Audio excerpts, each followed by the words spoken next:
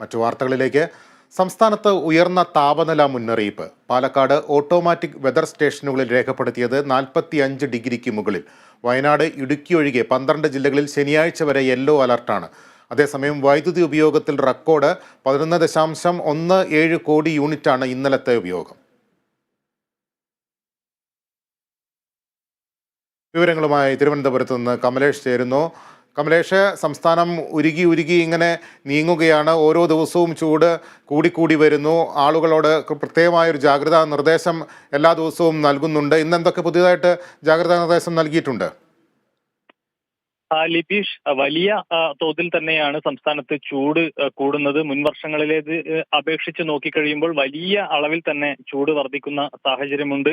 അതോടൊപ്പം തന്നെ ഈ ചൂടുമായി ബന്ധപ്പെട്ട ശാരീരിക അസ്വസ്ഥതകളും ആളുകൾക്ക് വല്ലാതെ കൂടുന്ന സാഹചര്യമുണ്ട്. സംസ്ഥാനത്ത് പല ഇടങ്ങളിലായി ആളുകൾക്ക് ഈ സൂര്യാഘാതം ഏൽക്കുന്ന കാര്യങ്ങളടക്കം റിപ്പോർട്ട് ചെയ്യപ്പെട്ടിട്ടുണ്ട്. ഈ സാഹചര്യത്തിലാണ് ചില സുരക്ഷാ മുൻകരുതലുകൾ അടക്കം നിർദ്ദേശിക്കപ്പെട്ടിട്ടുള്ളത്. നിലവിലെ സാഹചര്യത്തിൽ ഈ തീരദേശങ്ങളിലും ഉൾപ്രദേശങ്ങളിലും ഒരു ഉച്ചയോടുകൂടി ഈ അന്തരീക്ഷ ആർദ്രത 50%-നും 60%-നും ഇടയിലുള്ള ഒരു പരിധിയിലേക്ക് ഉയരും എന്ന ഒരു മുന്നറിയിപ്പാണ് ഇപ്പോൾ വന്നിട്ടുള്ളത്. നിലവിൽ ഇപ്പോൾ സംസ്ഥാനത്ത് വെച്ച് നോക്കിക്കഴിഞ്ഞാൽ പാലക്കാട് ജില്ലയിലാണ് ഏറ്റവും കൂടുതൽ ചൂട് രേഖപ്പെടുത്തിയിട്ടുള്ളത്. ഇന്നിപ്പോൾ പാലക്കാട് കാഞ്ഞിരംകുളത്ത് 45.6 ഡിഗ്രി സെൽഷ്യസോളം ചൂട് ഉയരുന്ന ഒരു സാഹചര്യമുണ്ട്. രണ്ടാം സ്ഥാനത്ത് കൊല്ലം ജില്ലയാണ്. പാലക്കാട് പോലെ തന്നെ ഏതാണ്ട് അത്രത്തോളം ചൂട് അനുഭവപ്പെടുന്ന ഒരു ജില്ലയാണ് കൊല്ലം. അവിടെയും 40 ഡിഗ്രി സെൽഷ്യസിന് മുകളിലാണ് ഈ താപനില രേഖപ്പെടുത്തിയിട്ടുള്ളത് എന്നുള്ളതാണ് പ്രധാനപ്പെട്ട ഒരു കാര്യം. അതോടൊപ്പം സംസ്ഥാനത്ത് ഏറ്റവും കുറവ് താപനില ഉള്ളത് ഒന്ന് ഇടുക്കിയിലും വയനാട്ടിലുമാണ്. ഈ 2 ജില്ലകൾ ഒഴികെയുള്ള 12 ജില്ലകളിലും നിലവിൽ യെല്ലോ അലേർട്ട് പ്രഖ്യാപിച്ചിട്ടുമുണ്ട്.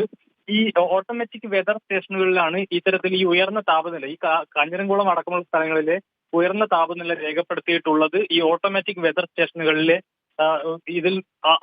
അതിൽ നിന്നാണ് ഈ താപനില രേഖപ്പെടുത്തിയിട്ടുള്ളത്. അതോടൊപ്പം തന്നെ ഈ ചില മുന്നറിയിപ്പുകൾ ഉള്ളത് ഈ ചൂടോട് കൂടിയ അസ്വസ്ഥതയുള്ള അന്തരീക്ഷ സ്ഥിതിക്ക് സാധ്യതയുണ്ട്. ഈ ഉച്ചയാവുന്നതോടുകൂടി അത്തരമൊരു സാഹചര്യത്തിലേക്ക് വരും. അതോടൊപ്പം ഈ ശാരീരിക ബുദ്ധിമുട്ട് അനുഭവപ്പെടുന്ന ആളുകൾ ജാഗ്രത പാലിക്കണം. മറ്റ് ആരോഗ്യ സംവിധാനങ്ങളെ ആശ്രയിക്കേണ്ടതുണ്ട് എന്നതടക്കമുള്ള കാര്യങ്ങളും വരുന്നുണ്ട്. അതാണ് പ്രധാനപ്പെട്ട ഒരു വിവരം. നിലവിലെ ഒരു സാഹചര്യം അതാണ് ചൂടുമായി ബന്ധപ്പെട്ടത്.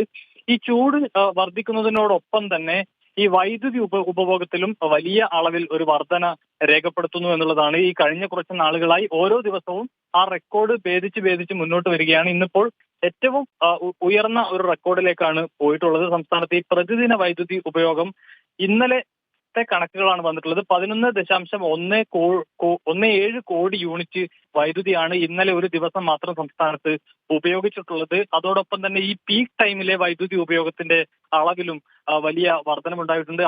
വൈദ്യുതിയുടെ ആവശ്യകതയിലും വലിയ വർധനമുണ്ടായിട്ടുണ്ട്.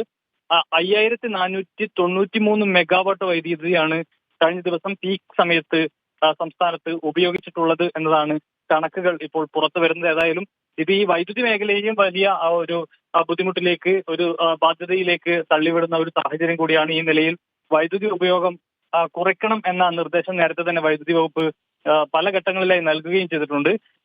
ഏതായാലും ചൂട് വർദ്ധിക്കുന്നതിനനുസരിച്ച് ഈ വൈദ്യുതിയുടെ കാര്യത്തിലും വലിയൊരു പ്രതിസന്ധി സംസ്ഥാനത്ത് രൂപപ്പെടാനുള്ള സാധ്യതയാണ് കാണുന്നത്. ലിപീഷ്. ശരി കമലേഷ്, കൊടും ചൂടിലുരുകുകയാണ് കേരളം. ഇതനുസരിച്ച് വൈദ്യുതി ഉപഭോഗവും കുതിച്ചുയരുന്നു. വിവരങ്ങളാണ് കമലേഷ് തെക്കേക്കാട് തിരുവനന്തപുരത്ത് നിന്ന് നൽകിയത്.